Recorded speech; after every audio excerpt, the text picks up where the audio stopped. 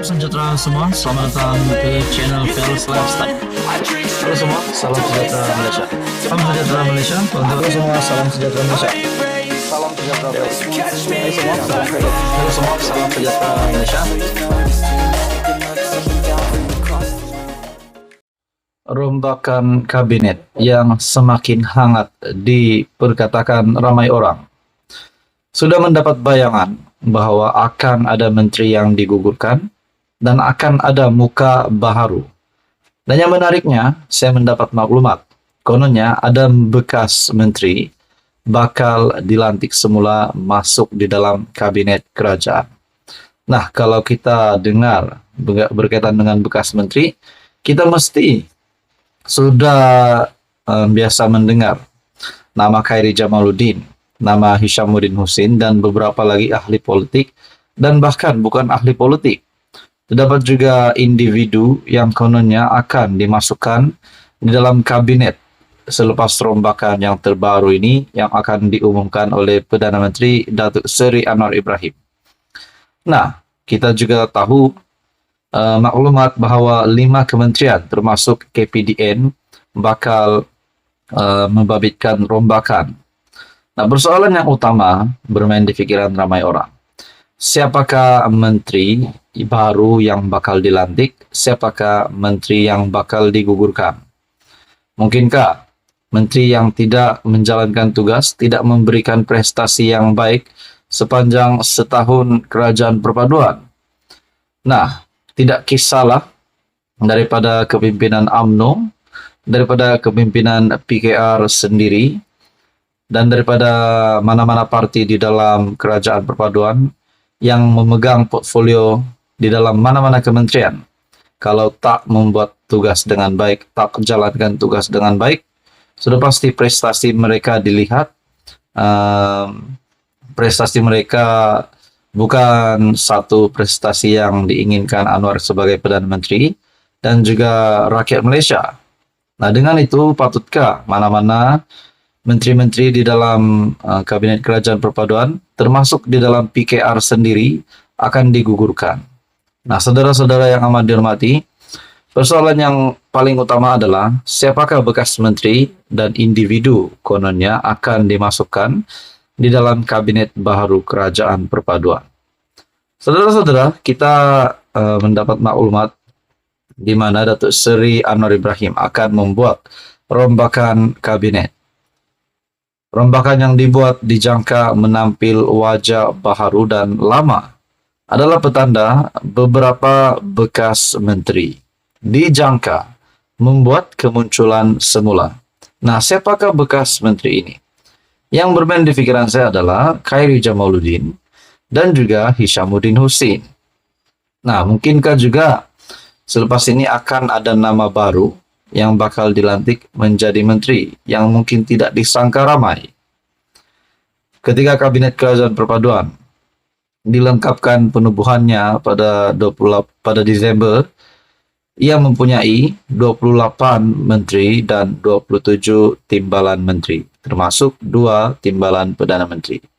Nah, berkaitan dengan rombakan kabinet, 5 kementerian yang kononnya bakal dilibatkan dengan rombakan ini. Tetapi tidak disebut 2 timbalan Perdana Menteri. Pertama, Ahmad Zahid Hamidi, timbalan Perdana Menteri 1, dan kedua, Datuk Seri Fadilah Yusof, timbalan Perdana Menteri 2. Adakah 2 timbalan Perdana Menteri ini akan kekal sebagai timbalan Perdana Menteri, ataupun kedua-dua timbalan Perdana Menteri ini juga akan dilibatkan dengan rombakan? Nah, mungkinkah mereka digugurkan? Mungkinkah mereka juga akan diteruskan khidmat sebagai timbalan Perdana Menteri? Kalau ya pun, 2 timbalan Perdana Menteri ini ataupun salah satu daripada timbalan Perdana Menteri ini digugurkan, siapakah yang layak untuk menggantikan jawatan tersebut? Tapi saudara-saudara, kita nantikan, kita ikuti terus perkembangan terkini. Siapa menteri baru dan siapakah identiti bekas menteri yang bakal dilantik? Saudara-saudara, teruskan bersama di dalam channel ini untuk info yang seterusnya. Mohon bantu channel ini dengan menekan butang like, share, dan juga subscribe. Halo semua, salam sejahtera Malaysia. Selamat pagi tuan-tuan dan puan yang amat dihormati. Ini yang ramai nantikan, ini yang semua nantikan. Rombakan kabinet dan menteri-menteri baru yang bakal dilantik. Senarai-senarai menteri baru yang bakal dilantik. Saya mendapat maklumat, saya dengar-dengar akan ada angkat sumpah di Istana Negara pada jam 2.30 petang. Begitu juga tuan-tuan dan puan. Saya mendapat maklumat satu artikel mengesahkan pada 11 Desember dijangkakan rombakan kabinet dilakukan pada 12 Desember dan akan diumumkan oleh Datuk Seri Anwar Ibrahim. Nah, apa yang mengejutkan?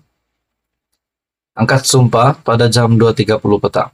Nah, yang dinantikan ramai adalah senarai menteri-menteri baru dan menteri-menteri yang bakal digugurkan. Saudara-saudara yang amat dihormati, saya juga mendengar rombakan tersebut melibatkan 5 kementerian, termasuklah Kementerian KPDN. Disahkan rombakan kabinet 5 kementerian mungkin terbabit. Sekurang-kurangnya 5 kementerian terbabit dalam rombakan kabinet yang bakal diumumkan oleh Perdana Menteri.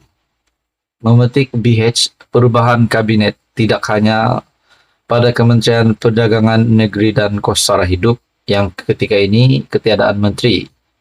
Sebaliknya kementerian lain dijangka terbabit dalam rombakan, yaitu Kementerian Keuangan, Kementerian Komunikasi, Kementerian Kesihatan, Kementerian Wilayah Persekutuan, dan Kementerian Sumber Asli, Alam Sekitar, dan Perubahan Iklim. Nah, persoalannya di antara 5 kementerian ini, adakah menteri yang utama bakal digugurkan? Nah, disahkan di sini. Kalau benar hanya 5 kementerian ini, jadi kalau ada yang berkata Rafizi Ramli, Ahmad Zaid Hamidi, dan juga Mat Sabu, di mana Kementerian Ekonomi, Kementerian Pertanian, dan kementerian yang dipegang ataupun platform portfolio yang dipegang oleh Zahid tidak disebut di dalam maklumat ini. Makna kata, ketiga-tiga menteri ini akan kekal sebagai menteri ataupun mungkin tidak akan digugurkan. Nah, saudara-saudara yang amat dihormati semua, siapakah menteri yang bakal dilantik, yang bakal mengangkat sumpah? Ketika Kabinet Kerajaan Perpaduan dilengkapkan penubuhannya pada Desember tahun 2022, ia mempunyai terdiri daripada 28 menteri dan 27 timbalan menteri, termasuk 2 timbalan Perdana Menteri. Rombakan yang dibuat dijangka menampil wajah baru dan lama adalah ada petanda beberapa bekas menteri dijangka membuat kemunculan semula. Portfolio timbalan Perdana Menteri mungkin akan menyaksikan perubahan dengan pemisahan satu kementerian.